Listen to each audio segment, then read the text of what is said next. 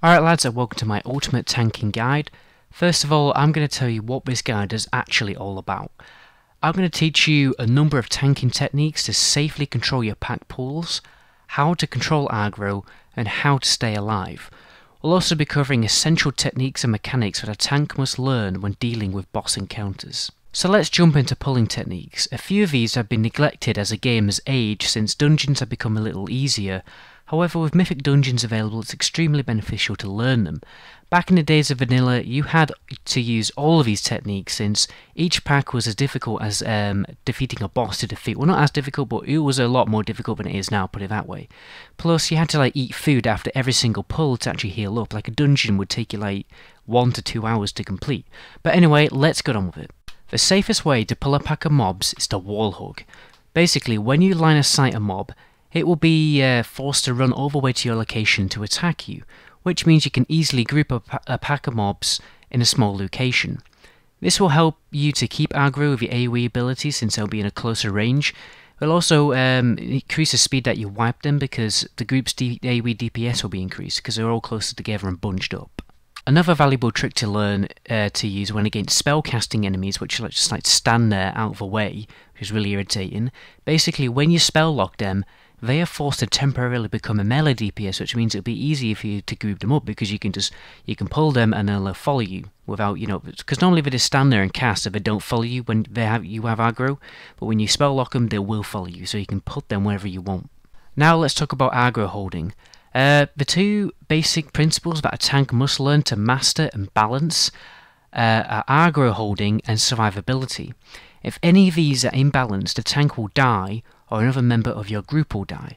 The best way to hold aggro is to obviously use AoE. However, if you spam too much AoE, you may notice your health dropping because you haven't bothered to use your resources to keep yourself alive. So make sure you find a balance of both. An example will be a Brewmaster Monk. Say he's using all of his chi to spam Breath of Fire to keep aggro, but then he doesn't have enough chi to use guard to shield himself from damage. But if you focus too much on the rotation which keeps yourself alive, you'll probably lose aggro and allow a DPS or healer to be damaged and maybe killed. There have been a number of occasions on my Blood Death Knight where I've just ran in spamming Blood Boil and then I just die because I don't have enough runes to actually Death Strike and keep myself alive. So in conclusion, make sure you adapt to rotation with a nice balance of the two principles. Another great way to reduce damage on yourself in a raid or party is to use crowd control. AoE stuns are like a tank's greatest ally. Make sure you only use them in a defensive situation like when you or a party member are falling low on health. You may also find roots and snares to be beneficial because you can basically temporarily kite mobs, mob packs until your health is topped. Like for example, on my monk I use Dizzying Haze while rolling away from mobs. It's a great way to hold aggro without actually being in melee range of the mobs, which means no damage taken and it's just happy days. Just don't do it for too long because a tank's damage is always helpful. Another example will be a warrior using Intervene or Heroic Leap to escape life-threatening damage from a pack of mobs. Another thing to learn about pack combat, I'm going to call it, is to spread aggro when dealing with raid trash. Many tanks like to hog the aggro of huge trash balls and get themselves killed.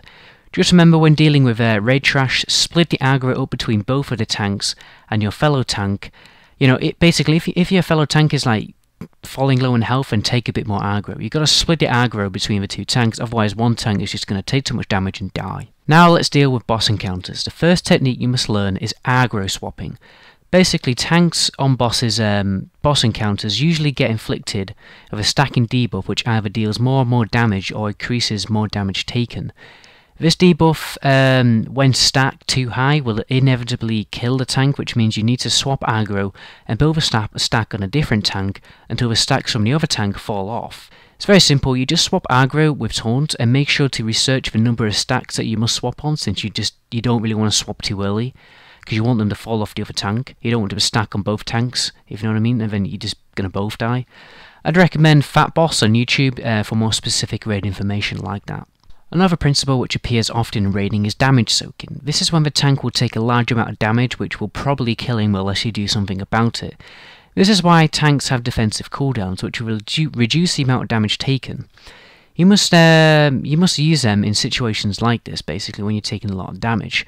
There are instances where the tank would, the less damage the tank will take or somebody else takes in a certain mechanic, the less amount of damage the entire raid will take. There are other similar effects to this, just remember to intelligently soak up the damage with your cooldowns. There are probably some other unique situations I could also give advice on, but these are the general ones which can be applied to a lot of the content in WoW currently. Just remember that this game is all about timing. Bad timing will get you killed. Like, for instance, when you use a defensive cooldown to reduce a small amount of damage, which you didn't really need to use damage mitigation, rather than, the large amount of damage which occurs a few seconds later and gets you killed because you no longer have your cooldown available, and stuff like that. Just remember, the game is all about timing, good timing, with defensive cooldowns and all that kind of stuff. Anyway, lads, I hope you enjoyed the video. If there's anything I've missed, feel free to tell everyone in the comment section. My name is the Meta Goblin. Until my next video, ciao!